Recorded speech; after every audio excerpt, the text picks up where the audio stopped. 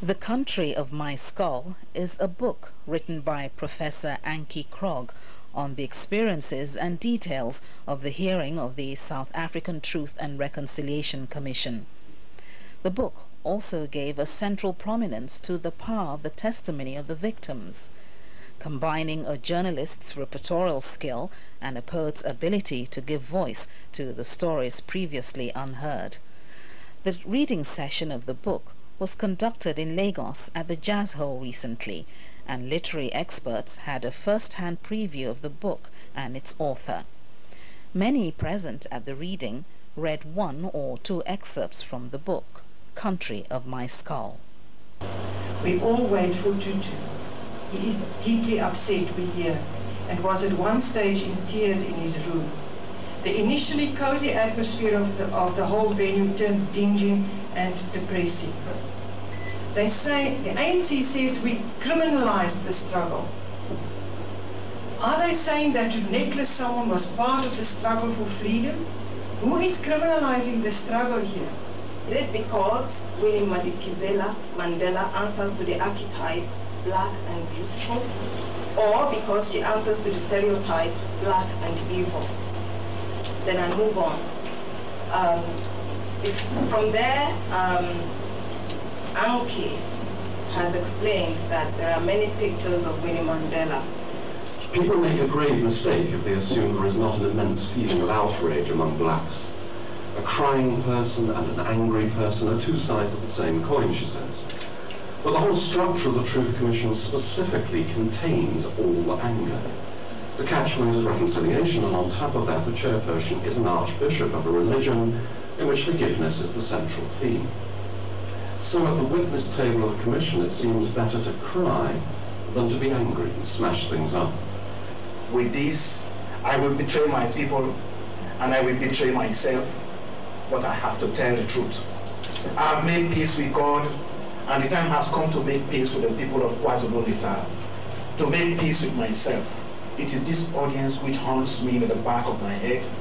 Maybe among you are those whom I assaulted, whom I left behind, for dead in the field. Reporting on the Truth Commission indeed leaves most of us physically exhausted and mentally frayed because of language. Week after week, from one faceless building to another, from one dusty, forsaken town to another, the arteries of our past bleed their own peculiar rhythm, tone, and image. One cannot get rid of it, ever. Narrating her own experiences, Professor Antjie Krog, who has the rare honor of being included in Africa's 100 Best Books of the 20th Century, gave the audience the graphic picture of what went on behind the scenes, considering her own point of view as a journalist. I wrote the book specifically because the reporting had to stay objective. So while I reported, I couldn't take sides.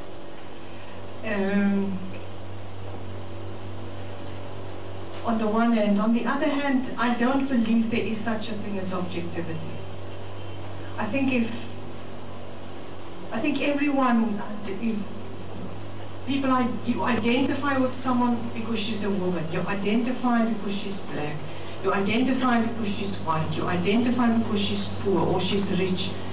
I don't believe that you can really write one sentence and say that was a complete objective sentence. It also soon became clear that the journalists, although the majority of the journalists were white, and all of them felt guilty. They felt angry and guilt-ridden. So they went to extraordinary lengths in reporting. They worked till late at night to get the stories out. You felt it was your duty to get the stories out and to do them well and report them as well as possible.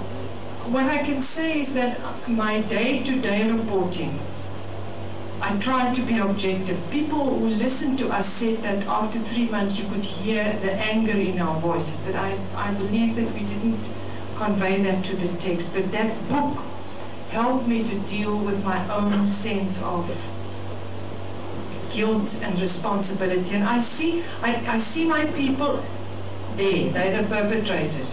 I look at them, I look at the shirt, I know where he bought that shirt. I know what kind of music he listens in his... I know that how his wife looks and how his children speak. Professor Krog is the author of over 15 books. Among them are 13 poetry collections and 2 plays. She's an accomplished journalist, poet, author, and a social commentator.